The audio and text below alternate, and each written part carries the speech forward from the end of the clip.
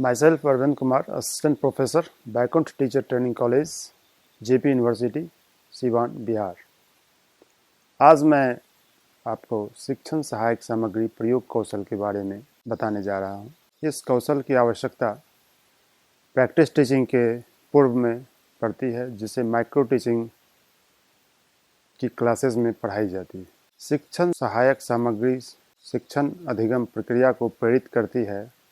ये छात्रों के ध्यान को पाठ्य वस्तु की ओर केंद्रित करने में सहयोग करती है। ये पाठ्य वस्तु में रुचि उत्पन्न करती है, अतः शिक्षण अधिगम प्रक्रिया को प्रभाविता को बढ़ाती है। शिक्षण सहायक सामग्री का अर्थ है, शिक्षण सहायक सामग्री से तात्पर्य उस सामग्री से है जो शिक्षण प्रक्रिया को प्रभावी बनाने में सहायता प्रदान करती है। यह बालकों के अधिगम को बल प्रदान करती है। साथ ही साथ यह शिक्षक जिस पाठ्य वस्तु को व्याख्यान और उदाहरण के द्वारा हम स्पष्ट नहीं कर पाते हैं, उस पाठ्य वस्तु को स्पष्ट करने में शिक्षण सहायक सामग्री सहायक होते हैं। शिक्षण अधिगम प्रक्रिया को रुचिकर बनाने में यह मदद करती है। साथ ही साथ अमूर्त पदार्थों को मूर्त रूप देने में भी इसका योगदान है। छात्रों को अधिक क्रियाशील बनाती है एवं अभिरुचियों पर आशानुकूल प्रभाव भी यह डालती है। बालकों की निरीक्षण शक्ति का विकास करने में भी इसका अहम योगदान है। सहायक सामग्री के प्रयोग से शिक्षण कला प्रभाव युक्त हो जाती है। बालक का ध्यान पाठ की ओर केंद्रित होता है। बालकों को तथ्यात्मक सूचनाओं को रोचक ढंग से प्रदान करना इसका मुख्य उद्देश्य है। पाठ्य सामग्री को स्पष्ट, सरल तथा बोधगम्य बनाना इस कौशल के माध्यम से संभव हो पाता है। बालकों को मानसिक रूप से नए ज्ञान की प्राप्ति हेतु तैयार करना और प्रेरणा देना भी इसकी मुख्य विशेषताओं में आता है। शिक्षक सहायक सामग्री के कुछ विशिष्ट गुण हैं, जिसमें एक एक करके हम इस प्रकार से इसे देख सकते हैं। सबसे पहला गुण है परिशुद्धता, एक्यूरेसी। दूसरा इसका पक्ष है प्रासंगिकता, विषय वस्तु से यह बिल्कुल जुड़ाव होना चाहिए, रेलेवेंट होना चाहिए। तीसरी बात आती है रोचकता। जो भी सहायक सामग्री हम इसमें प्रयोग कर रहे हैं वह रोचक हो, छात्रों का ध्यान अपनी ओर आकर्षित करने वाला हो, इस बात का ख्याल इसमें रखा जाना चाहिए। अनुकूलता, किसी भी कक्षा के लिए कौन सी सहायक सामग्री अनुकूल है, इस बात का भी ध्यान स्पष्ट रूप से इसमें दिया जाना चाहिए। साथ ही साथ सहायक सामग्री के चयन के दौरान देखा यह जाना चाहिए कि समय यह कम ले प्रदर्शन के दौरान। एवं अंतिम इसका सबसे महत्वपूर्ण गुण है, यह इकोनॉमिकल हो। इकोनॉमिकल कहने का अर्थ है कि कम लागत में सहायक सामग्री को निर्मित किया जाना चाहिए। शिक्षण सहायक सामग्री के चयन में कुछ और भी ध्यान देने योग्य बिंदु हैं, जिस पर शिक्षक का ध्यान अवश्य होना चाहिए। यह सहायक सामग्री प्रकरण से संबंधित होनी चाहिए।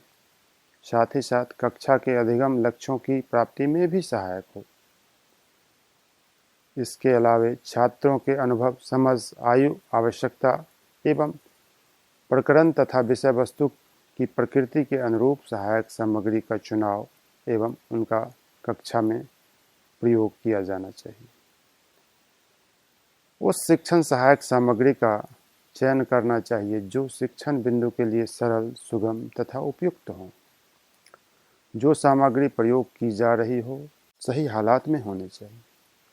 एक वस्तु को समझाने के लिए आवश्यक रूप से ज़्यादा सामग्री का प्रयोग नहीं किया जाना चाहिए। जितनी देर आवश्यक है उतनी देर तक प्रयोग में ही सहायक सामग्री को लाना चाहिए। चयन के समय केवल ऐसी सामग्री का चयन किया जाना चाहिए जो छात्रों की रुचि जगा सके तथा उन्हें जिज्ञासु बना सके। उपयोग से पूर्व शिक्षक को एक बार उस सामग्री को उपयुक्त कृत्रिम वातावरण में प्रयोग करके देख लेना चाहिए, ताकि उसकी कुछ कमियों को दूर किया जा सके।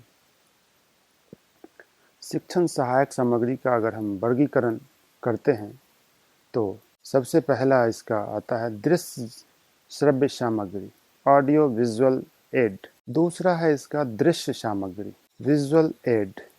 तीसरा पक्ष है श्रव्य सामग्री, ऑडियो एड। अब हम देखेंगे एक एक करके। श्रव्य सामग्री के अंतर्गत रेडियो, ग्रामोफोन, टेप रिकॉर्डर, ये तीनों श्रव्य सामग्री में आते हैं जिसमें हम सिर्फ सुनते हैं। दूसरा है दृश्य सामग्री। दृश्य सामग्री में हम देखते हैं। दृश्य सामग्री में आने वाली जो भी सामग्रियां हैं उनको इस आरेख के माध्यम से आप देख सकते हैं, जिसमें मानचित्र, ग्राफ, चित्र, रेखा चित्र, जादुई लालटेन, मॉडल, पोस्टर, मूक फिल्म्स आदि आती है। अब तीसरा पक्ष है दृश्य श्रव्य सामग्री, जिसमें दृश्य और श्रव्य दोनों का मेल है। कहने का अर्थ यह है कि इसमें देखा और सुना दोनों एक साथ किया जा सकता है, जिसमें चलचित्र, दूरदर्शन, ड्रामा, समाचार संबंधी फिल्म आदि आती। यह ज़्यादा प्रभावी है क्योंकि इसमें ज्ञानेंद्रियों का प्रयोग हम ज़्यादा करते हैं।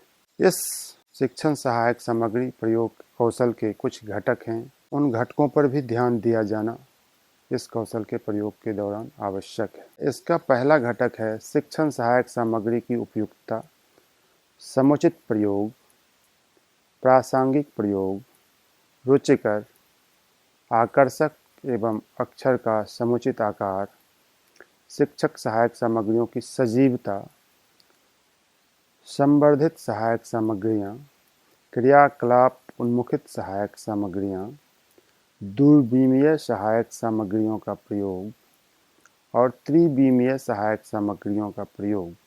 ये सभी मिलकर 10 कौशल इसमें समाहित हैं। इन सभी कौशल के घटक हैं। इन सभी घटकों पर शिक्षक को पूर्ण रूप से ध्यान देना चाहिए तथा प्रशिक्षुओं को इसके बारे में उचित रूप से ज्ञान देकर उस पर शिक्षण कार्य के दौरान उचित ध्यान देने की आवश्यकता होती है। धन्यवाद।